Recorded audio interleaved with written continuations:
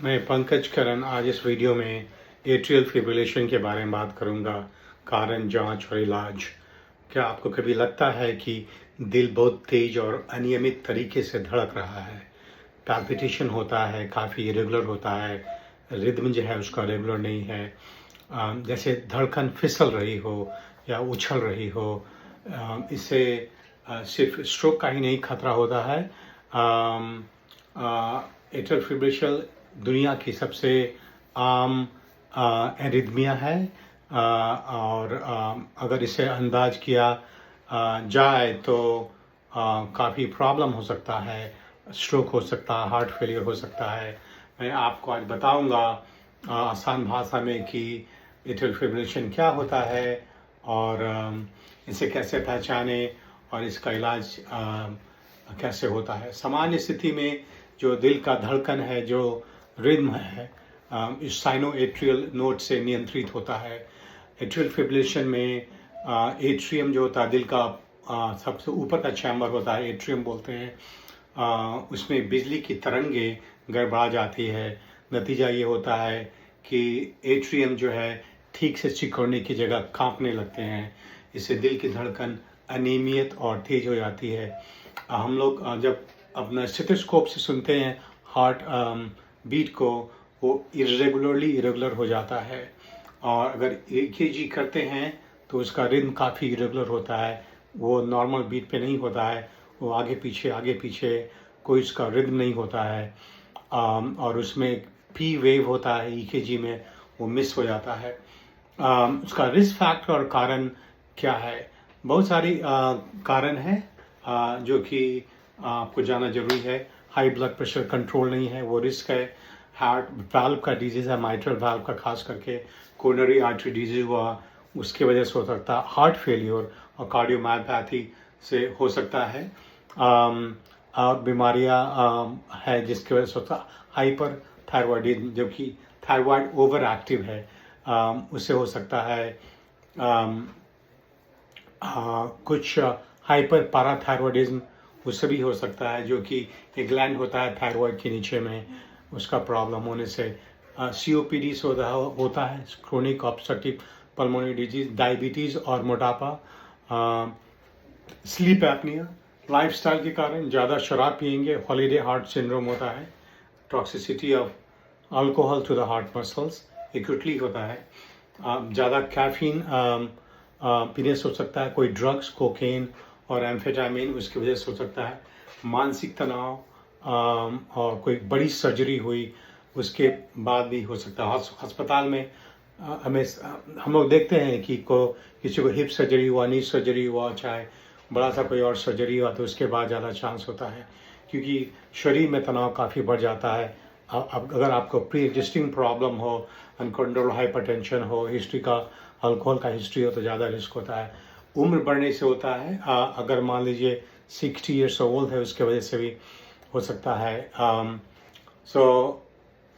क्या महसूस होता है? ये होता है एट्रियल फिब्रिलेशन, तो क्या आपको लगता है, क्या लक्षण महसूस होते हैं?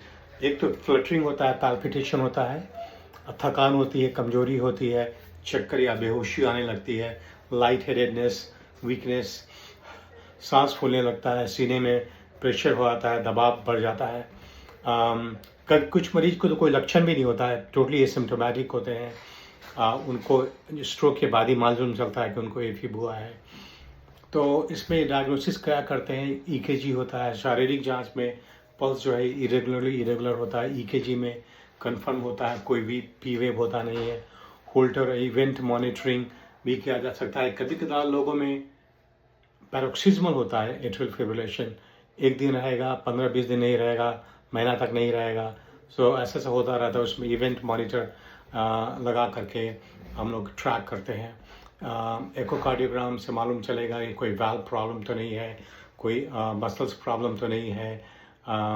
थायराइड का टेस्टिंग, हाइपरथायरॉयडिज्म का टेस्टिंग, इलेक्ट्रोलाइट्स का टेस्टिंग, किडनी लिवर का टेस्टिंग कराना पड़ता है। अगर आपको स्लीप एपनिया का प्रॉब्लम है, बहुत खराटे मारते हैं, वेट काफ़ी ज़्यादा है, सोने में परेशानी है, तो स्लीप स्टडी करवाना ज़रूरी है। तो इसका इलाज कैसे होता है? तो इलाज का 3 ऑप्शन होता है। एक 3 मुख्य लक्ष्य होता है। एक है कि रेट कंट्रोल करना है, हार्ट रेट, दूसरा है रिदम कंट्रोल करना है, और तीसरा है स्ट्रोक से बचाना है, एंटीकोगुलेशन। सो रेट कंट्रोल करने के लिए बेटा ब्लॉकर, मेटोप्रोलॉल, अटेनिलॉल, इस तरह की दवाइयाँ लेते हैं, या कैल्शियम चैनल ब्लॉकर, डिल्टियाजेम, वेरापामिल, कभी कभी डिजॉक्सिन भी यूज़ करते हैं, लेकिन डिजॉक्सिन आजकल नहीं यूज़ करते हम लोग। रिदम कंट्रोल की दवाइयाँ होती है एम्यूरारोन, फ्लेकेनाइड, सोटालोन, चाहे इलेक्ट्रोकार्डियोवर्जन, इसमें हार्ट को शॉक करते हैं, सो नॉर्मल रिदम में लाने की कोशिश करते हैं। तीसरा होता है रिदम कंट्रोल के लिए कैथेटर अब्लेशन, जो कि जो कार्डियक स्पेशलिस्ट है, इसको इलेक्ट्रोफिजियोलॉजिस्ट बोलते हैं, वो हार्ट के अंदर में कैथेटर डालकर जो एबनॉर्मल सिग्नल्स का फोकस है, जहाँ से इलेक्ट्रिसिटी पल्स निकलती है, उसको डिस्ट्रॉय करना पड़ता है। कभी 1 बार, कभी 2 बार, कभी 3 बार, वो तो कभी कभी ज़्यादा बार करना पड़ता है, लेकिन वो ज़रूरी है। स्ट्रोक प्रिवेंशन, स्ट्रोक को का खतरा 5 गुना बढ़ता है एट्रियल फिब्रिलेशन से, सो ब्लड थिनर लेना पड़ता है, वारफरीन, चाहे एपिक्साबेन, एलेक्विस, रिवारोक्साबेन और डैविगार्टन, वो सारी दवाइयाँ किसी एक को इस्तेमाल करना पड़ता है। स्ट्रोक का रिस्क काफ़ी होता है, 5 गुना। दूसरी बात है कि जीवन शैली और रोकथाम, अगर लाइफस्टाइल एंड प्रिवेंशन बहुत ज़रूरी है, ब्लड प्रेशर कंट्रोल करना बहुत ज़रूरी है, सही खाना ज़रूरी है, डायबिटीज़ को कंट्रोल करना ज़रूरी है, थायराइड को कंट्रोल करना ज़रूरी है, स्लीप एपनिया का इलाज कराना ज़रूरी है, शराब और कैफीन को बिल्कुल बंद करना है, रेगुलर एक्सरसाइज करना है, वॉकिंग करना है, वेट कंट्रोल करना है, योगा, मेडिटेशन, हेल्थी डाइट, ये सब बहुत ज़रूरी है। लाइफ स्टाइल इम्प्रूवमेंट का कोई रिप्लेसमेंट नहीं है। एट्रियल फिब्रिलेशन सुनने से डरावना लग सकता है, लेकिन सही इलाज और लाइफस्टाइल चेंज करने से आप सामान्य और लंबी ज़िंदगी जी सकते हैं। सबसे महत्वपूर्ण बात यह है कि इसे जल्दी पहचाना जाए, स्ट्रोक से बचाएं, ब्लड प्रेशर को कंट्रोल करें, ब्लड थिनर इस्तेमाल करें, इसे नज़रअंदाज नहीं करना चाहिए, डॉक्टर से सलाह लें। याद रखिए, समय पर जानकारी और सही कदम आपका जान बचा सकती है। आपको ये वीडियो पसंद लगा, लाइक करें, शेयर करेंगे, और मेरे चैनल को सब्सक्राइब करें। मैं आपके लिए हमेशा अच्छी वीडियो, आपके काम की वीडियो बनाता रहूँगा।